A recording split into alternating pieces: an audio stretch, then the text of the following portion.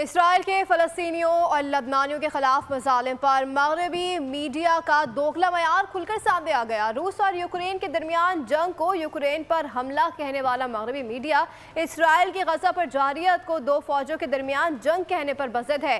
قابض اسرائیلی درجن سے بھی کم لوگوں کی قید کا دعویٰ کر کے پورے خطے کو نقصان پہنچانے لگا ہے۔ عالمی طاقتوں سمیت مغربی میڈیا بھی خاموش تصویر بنی ہے۔ شہر کے شہر تباہ ہو گئے، عمارتیں ملبے کا ڈھیر بن گئیں، ہر طرف معصوموں کی چیخو پکار، دل دہلا دینے والے مناظر۔ لیکن مغربی میڈیا کی ہٹ دھرمی برقرار ہے، اسے غزہ اور لبنان کی تباہی نظر نہیں آتی۔ غزہ پر اسرائیلی بربریت کو 1 سال بیت گیا، مغربی میڈیا غزہ پر کشت و خون کی ہولی کو اسرائیلی دفاع قرار دیتا ہے تو کہیں اسرائیل حماس جنگ۔ مغربی میڈیا نے کچھ ایسا ہی موقف لبنان پر بھی اپنایا۔ حزب اللہ اور اسرائیل کے درمیان جنگ قرار دے کر صہیونی فورسز کو تقویت دی گئی۔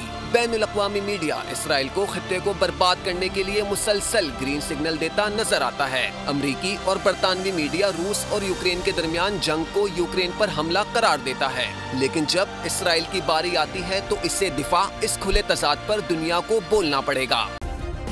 سبسکرائب کریں اور بیل دبائیں تاکہ کوئی خبر رہ نہ جائے۔